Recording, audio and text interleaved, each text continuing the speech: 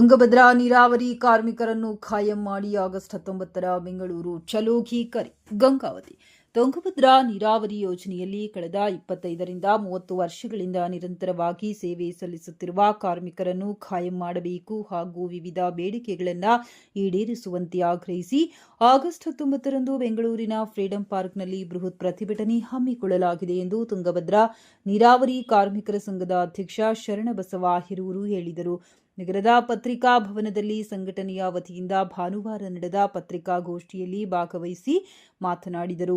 ದಶಕಗಳಿಂದ ತುಂಗಭದ್ರಾ ನೀರಾವರಿ ಯೋಜನೆಯ ನಿರ್ವಹಣೆಯಲ್ಲಿ ದುಡಿಯುತ್ತಿರುವ ಕಾರ್ಮಿಕರಿಗೆ ಯಾವುದೇ ಉದ್ಯೋಗ ಭದ್ರತೆ ಇಲ್ಲದಿರುವುದು ಸರ್ಕಾರದ ಅನ್ಯಾಯವಾಗಿದೆ. ಕಾರ್ಮಿಕರನ್ನ ಖಾಯಂಗೊಳಿಸಿ ಶಾಶ್ವತ ಉದ್ಯೋಗ ಭದ್ರತೆ ಒದಗಿಸಬೇಕು.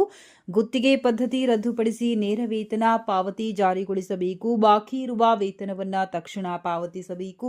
2014ರಿಂದ ಬಾಕಿ ಇರುವ ಇಪಿಎಫ್, ಇಎಸ್ಐ, ಕನಿಷ್ಠ ವೇತನ ಹಾಗೂ ಕಡಿತಗೊಳಿಸಿದ ವೇತನವನ್ನ ಪಾವತಿಸಬೇಕು. ಕಲಬುರಗಿ ಹೈಕೋರ್ಟ್ ಪೀಠದ ಆದೇಶವನ್ನ ತಕ್ಷಣ ಜಾರಿಗೊಳಿಸಬೇಕು ಎಂಬುದು ಸೇರಿದಂತೆ ಹಲವು ಬೇಡಿಕೆಗಳನ್ನು ಸರ್ಕಾರದ ಮುಂದಿಡಲಾಗಿದೆ ಎಂದರು.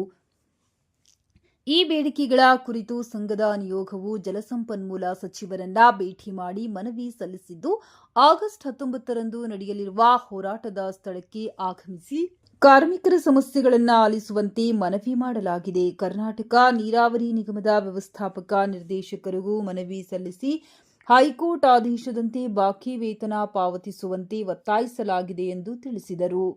ಕಾರ್ಮಿಕರ ನ್ಯಾಯಯುತ ಬೇಡಿಕೆಗಳಿಗೆ ಸರ್ಕಾರ ಹಾಗೂ ಕರ್ನಾಟಕ ನೀರಾವರಿ ನಿಗಮ ತಕ್ಷಣ ಸ್ಪಂದಿಸಿ ಶಾಶ್ವತ ಪರಿಹಾರ ಕಲ್ಪಿಸಬೇಕು.